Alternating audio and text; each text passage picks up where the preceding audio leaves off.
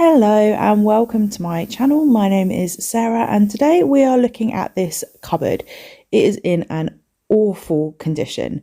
We had a leak in the shower above which has come through into here, and actually we only discovered the leak because all the items in here started to get quite wet. So this cupboard is our laundry cupboard, airing cupboard. It's a cupboard in our downstairs bathroom. Our bathroom is really old, really dated. It's got these horrible doors, which we'll also be doing in a separate video, updating those doors. We weren't planning on doing any work in this bathroom just yet for quite a few reasons, but the leak has spurred us on to at least just get this cupboard sorted. The setup of this cupboard was awful before. We just had no shelves at the bottom here, so everything was just stacked up. And the only shelves we had were these two, with the top one being a bit hard for me to reach. And the shelves themselves had really wide slats in them. So when we tried to put boxes of things on there and pull the boxes in and out, they would get stuck and stutter. The ironing board barely fitted in and would constantly wobble. And yes, we need a new ironing board cover. But it's just really badly organised and it was driving me crazy. So part of the thing that I wanted to do in here was actually get a new shelving system in place. Now, most of the DIY projects are done 50-50 between myself and Kev. Sometimes I do them all, sometimes he does them all. With this one, it was 90% him. I only really did 10% of the work, including all the measuring out. But Kev did a great job with this one. So let's show you what he did. The first thing to start doing in any project like this is to actually make the space good and ready for being able to be painted, which means for us in here, removing these battens, taking the shelves down and cutting out any bits of pipe and cleaning up any bits of mould and just making the walls ready to be filled, sanded and painted. So these battens were actually held on by really strong nails and it took a bit of brute force to get them off. The best way to do this was to use a chisel and to hammer that chisel down behind the wood and just lever it off and pull it off. And then once the wood's off, actually then try to get the nails off with the end of the hammer. When you're going to be screwing into walls, it's important to know where your electric lines are behind the walls, as you do not want to be screwing into them. So we did have a little check for where any of the wires would be to make sure that we screwed in the correct places. We wanted to redirect this wire, so rather than it coming across the wall here in the middle and then up, we wanted to take it up the side and then tuck it in under the new ceiling. So we just had to take the clips off of this and then we could remove the wood and try to redirect the wire. Pulling a ceiling down isn't as hard as it looks. Now you do need to be careful if you think you have asbestos in your ceilings. We don't in this one, but if you think you might, then check out some guidelines on what you need to do there. Bashing a hole in and then being able to get the chisel in and just start bashing away to take that layer of plasterboard off. It's actually quite simple. It's quite a messy job though, which is why Kev here is wearing some face protection.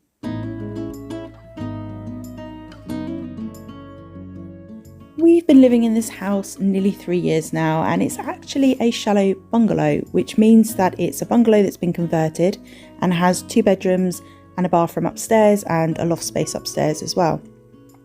This year we have a lot to do. We have a lot of DIY projects inside and outside. There are going to be some interior design videos, some storage videos, organisational videos.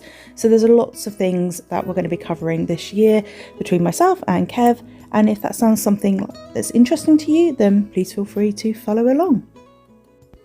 So now the ceiling is down, we get a really clear view of where that leak was above. So we are going to need to address that at some point, but we will do that from the other side. And we can see up there slightly gap into the loft and up into the flooring. So there is very little insulation in this house. So whenever we have a ceiling down at any point, we always try and put a little bit of insulation in there if we can. Lucky for us, we had some left over, so we just pushed that in there between the rafters. Now we are trying to do this on a budget, so we always try to use leftover bits and bits we have lying around when we do any of our projects, because we are working to a tight budget. We live in the real world, not the world where we have endless money. Once we had pulled the floor up, we were actually able to see there was a little gap here, made in the floorboards, and we were able to just have a little look to see where this pipe over here on the left went, just to see if it was attached to anything under there, which it wasn't. Kev had a little look to see if anyone had left their millions of pounds underneath there or a pot of gold, but we weren't in any luck. Removing the skirting board was done in the same way as the wood on the wall, with a chisel and a hammer, and we just went all the way around and were able to pull off the skirting board, which had been on there a really long time, so it took a little bit of brute force to get it off. We were also able to saw off this pipe to get that out of the way. Really, these walls were in such bad condition, they really could have been re-skimmed, but we didn't really want to do any plastering in here. It is just a cupboard. If this had been a main room in our house, we definitely would have done something with these walls, but we just decided to try and fill as much as we could, let that dry and sand that back. When it came to measuring for the new plasterboard for the ceiling, it was really important to measure multiple times along the same length, just to make sure that the space was square. Now, often the space isn't exactly square and you have different lengths and you need to cut your plasterboard accordingly. Kev was just doodling on the wall there so we could see what measurements we had to be able to go away and cut the plasterboard so it would fit. The way that we prep the plasterboard, or whenever we're cutting anything, is to measure the length certain points along and then use a spirit level to just draw that ruler line out so we know where we need to make our cut. The plasterboard can then be cut with a Stanley knife and then bash like so to split it, and then you can just run the Stanley knife down the back and you have a really nice clean cut on your plasterboard. Rather annoyingly, we had a pipe and some wires running down the back of our cupboard. So that meant that for everything that had to go in, whether it was a shelf or the plasterboard, it needed to be cut on the edge in the right place to be able to fit around the post. So this drill bit here is great because it creates a curve to the cut, which would sit around that copper pipe really nicely. So first you drill through and then you can just use your knife to be able to cut that extra bit on the edge there. Fitting the plasterboard is pretty straightforward. Once you've got it to the right size, you just push it up into place, and you need to make note of where the wooden rafters are for where you want to put your screws. So we just marked on the wall and then you just screw it into place. And here is the plasterboard up. It's been screwed. We've started to fill over the screw holes and put some caulking around the edge there. Once everything is sanded, it's really important to give it a good wipe down. The sand produces a lot of dust, so you need a nice clean surface before you're able to paint anything. And here is the room painted. Now, we just used a colour that we had left over from our bathroom upstairs. It's not the first choice of colour I would use, but I didn't want to buy new paint for this room, and actually it's come out really quite nice. I did use a textured small roller for this, and what you can see with the flash of the camera here is there's still a lot of holes that are visible now the wall is painted. So something we did do was go back over, refill some of these holes, sand them back, and then add another coat of paint onto here. It's actually a really dark cupboard, so it's quite hard to spot all the little imperfections. So now we were at the fun part where we could actually start thinking about creating the shelves. So I put quite a bit of thought into the best things to use, and in the end we came up with just buying these furniture panels. They were really affordable and it just seemed to be the best option. Now initially when I planned out the shelves, we had decided to go for a 45 centimetre depth, but these panels actually only came in 40 centimetre or 50 centimetre depths. To save ourselves some money, rather than buying the 50 centimetre that would have been too big and cutting it down, we decided to actually just stick with the 40 centimetre depths. We needed to buy 4 of these panels to be able to complete the shelving inside the cupboard. We also purchased 1 length of this pre-primed rounded edged skirting board. These packaway stands are fantastic for getting out and using when you need to paint or cut long items. Now at this point in the project we had the ceiling up and insulated, we had the walls prepped and painted, and now it was time to get the coving, flooring and skirting board in. To cut the coving here we just used a bit left over from before, but we needed to do a 45-degree angle. You could use one of your set squares to help you with this. We just had to buy one piece of coving for £5. It's really lightweight coving, it's really easy to put up. So this is how we've cut it, with two 45-degree angles. Now this isn't how it's going in, we're just putting it on here to just check that the measurements are correct and it's going to fit in the space, and to mark up where the pipes and the wires are. This was probably the most fiddliest bit about doing this coving, because the coving goes up at a bit of an angle, with one piece sitting on the ceiling and one on the wall. Trying to actually cut away at the back there so that it would sit flush with the pipe behind it was not complicated, but it was just a little bit fiddly. Once the coving was ready to be installed, we just marked along the measurement at which we wanted so that we could get a nice straight line to be able to line the bottom edge of our coving up to. It's much easier to have a straight line to work off of than it is to try and fiddle around getting it level once it's up there. And lastly, just before we secure that first piece of coving in, we just double check that the next piece of coving is actually going to fit nicely up against that one at the corner. A small gap is not really a problem, that's going to get filled with decorator's cork. So yeah, we just check that's all going to line up before we then secure it. To install the coving, you just need to use some grab adhesive and put a few pieces along these edges on the rear of the coving. Now you want to do this at the top of the coving and you want to do this at the bottom of the coving. You don't want to put too much on that it splidges out everywhere, but you want to do enough just to hold it in place. And then it's just a case of lining it up on that line and just gently pushing it into place. You continue this process for the other sides of the walls, and then you can just use some decorator's cork to just fill in the gaps. And we also run this around the top edge and the bottom edge of the coving as well. You can see there where we've used a few scraps of coving and there's a bit of a join, so we've got some cork over that too.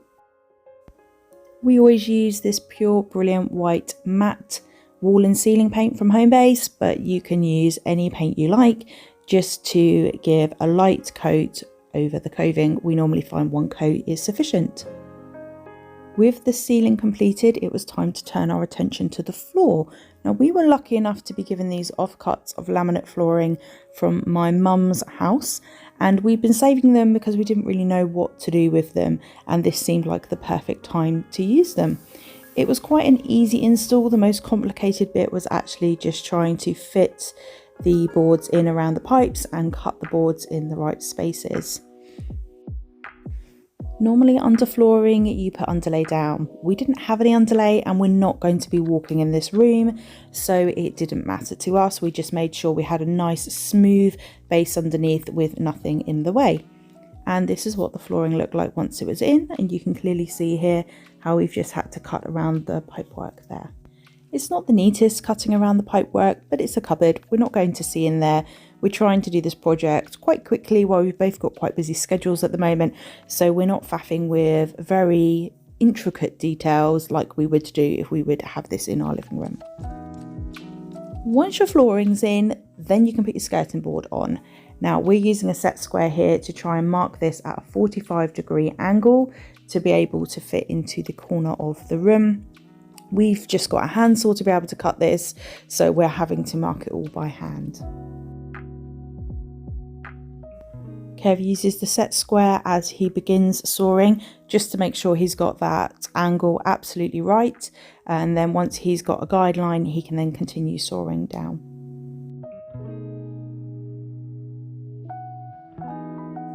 And this is what the skirting board should look like in the room. Angles cut inwards like that, ready for then the other pieces to fit in. Very, very similar method to the coving. I should probably say here that we used this wood and metal in pure brilliant white satin finish for the skirting board, and I gave this a paint before we then put it in, and then we just touched it up at the very, very end once we'd scuffed it a little bit when we were putting the shelving in. With the handsaw, we haven't managed to get a perfect join, but that's okay because we will fill that in with decorator's cork, and you can do that too. We will also run decorator's cork along the top of the coving once we've secured it in place with grab adhesive. But first of all, we need to check that all the pieces fit together, or at least 2 pieces fit together like that, before we then start working on the other pieces. On goes the grab adhesive in a few spots, and then that can get pushed against the wall. Sometimes your skirting board needs a little bit of help staying in place, so you just have to make something like this just to help push it into place. We also checked that the top of the skirting board was level before we actually secured it with the grab adhesive. So these are the old shelves from the cupboard, and we've taken them apart, ready for me to give them a light sand, a prime, and a paint to be able to be used for the brackets for the new shelves in the cupboard. Now, they're not in the best condition, but it's great to be able to reuse wood like this, and the best way I found to put the primer on was actually with the back of a sponge. And now we are in the home stretch, and we're on to the fun bit, which is making the shelving unit. Now, we actually used an offcut of the skirting board to be able to mark up the bottom of this upright that we're going to have, to be able to cut that away so it can fit snugly back against the wall. This piece is going to be our only upright, and to the left of it we're going to keep that space so I can put tall items like my ironing board, and to the right we will be doing shelving. Now, this wood does like to splinter. Apparently if you put masking tape on before you cut, it stops that happening. It was important at this point to double check our measurements for the shelving, and I needed to get the depth of each of the 4 shelves. They were 1.5 centimeters, and I needed to get the height of the door, and this is because I wanted to use 4 equal size shelves, which would give us 5 equal size spaces within that side of the cupboard. I had a total door frame height of 198 centimeters, and I wanted to take off of that the width or the depth of the shelves. So the 4 shelves at 1.5 centimeters each, and then that remaining space that was going to be left, I wanted to divide by 5 so that I would have 5 equal sized shelves. Here is a bit of a rough plan that I had showing all the different dimensions, which I was able to then show to Kev to show him exactly how I wanted things to be and where I wanted them to go. And as you can see, we had the initial depth of the shelf there at 45 centimeters, and we adjusted that once we'd actually bought the individual furniture panels. Before we put the first upright in, we marked exactly where we wanted it to go and used a spirit level to make sure that we had a nice straight line, so that when it came to securing this in place, again, our job's much easier for us because we've got that line to work off of. We did the same with a very top shelf that we were going to have, going around, just measuring it up so it's much easier getting a nice straight line and a nice level line when it came to putting the brackets in. I decided to paint the brackets actually once they were all in place at the very end, so we just put them in primed. Now, this is how we installed them. We held the bracket where we wanted it, made sure it was level with a small spirit level, and started to screw through, touching the wall very slightly. So that way we knew that the holes on the wood were going to match the holes on the wall. We were then able to drill into the walls to the depth that we wanted, add the wrought plugs, and then put the wood back up and screw in the screws into the wall.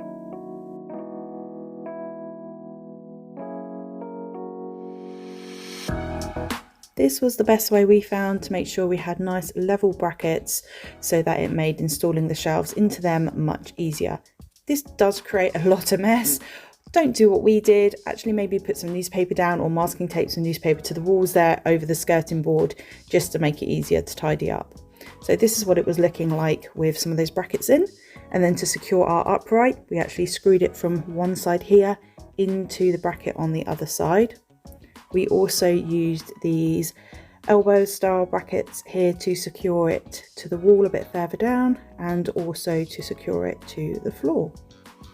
It's quite sturdy, and we're also putting in the shelves into this, so overall it's going to be quite a sturdy piece once it's finished.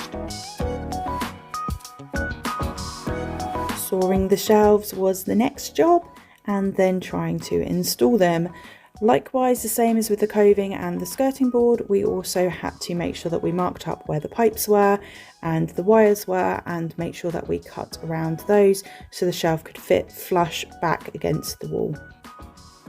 Once we had double checked the shelf was level in all directions, we were then able to screw down through the shelf into the brackets that run round all three sides of the wall. Now, does anyone else have an animal like this? Our cat just chooses always to sit right in the most inconvenient spaces. We are going in and out of this room today, and this is where she keeps choosing to come back and sit. Quite frustrating. So once that first shelf was up, it was then time to measure out for the other shelves. So we measured the height up that we needed. I think it was something like 38.4 centimetres. And then we were making sure we had a nice level line, a bit like we did at the top shelf, to make sure that the brackets are going to sit nice and flush.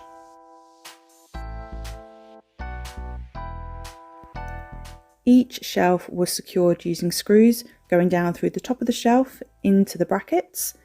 They were then secured to the upright using the elbow style brackets to screw into, to just give a bit more rigidity on that side. We also then put a screw through from the other side of the upright into the edge of the shelf. We needed to be able to access this tap quite quickly in an emergency, and we needed to be able to have enough space to just be able to screw it and unscrew it. So we just went for a simple, very easy right angle cut here out of the shelf. It probably could have been done nicer with a curve, but we just went for simplicity. It's important to note that although we had already measured out our lines, we did double check that the shelves were level before we screwed in that bracket joining the shelf to the upright. And here we go, we've got some nicely finished shelves. We did use decorator's cork or possibly silicone to go around the edges here, just to help fill in those gaps and give a nicer finish to the shelving unit.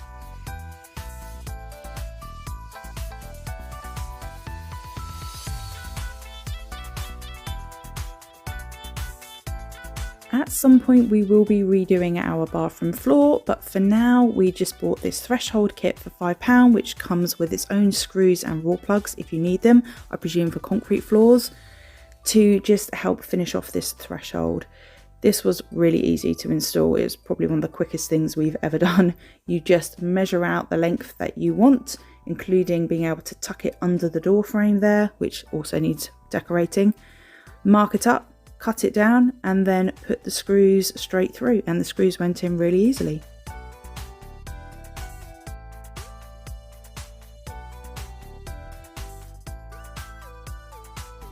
The last job for Kev was to put in a new socket cover.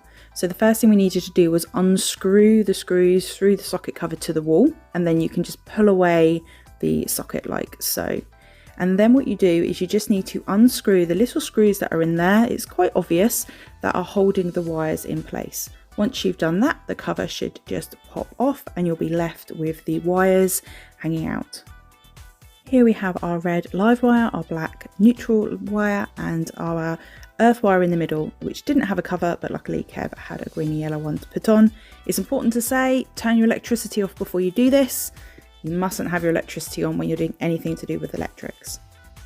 So this is the new plug, and this is how it comes out of the packet. You have the L for where your live wire is going to go in. You have your N for your neutral, and then your earth goes at the very end there.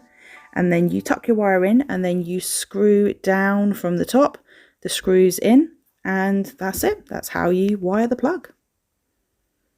So here we go, we're putting the live wire in first. So we're pushing that into the little gap where we had the L, and then we're just using the screwdriver to tighten the screw above. You do the same thing for your earth wire and the same thing for your neutral wire. Now yours might not be the same colour. There's some different colours that are used for different wires depending on your circuits and probably where you live. So you can always just Google that and find out which colour is for which. Once those wires are in and the screws are tight, your socket cover will just push back onto the wall and you can just screw it back in. It's worth using a small spirit level as you're screwing it back in, just to check that the light switch or the socket is level. It's also good to switch your electricity back on and maybe plugging a hairdryer or something like that and just check that everything's working fine.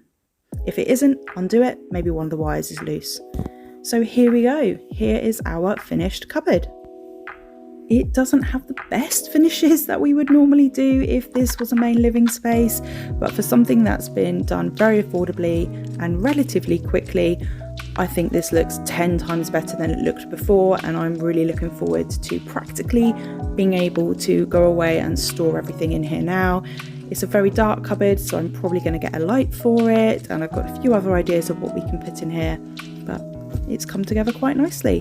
If you're interested to know how we end up storing things and what we use, watch out for the next video. And also, if you're interested in knowing what we do with the door, keep your eyes out for that video as well. That'll be coming out soon.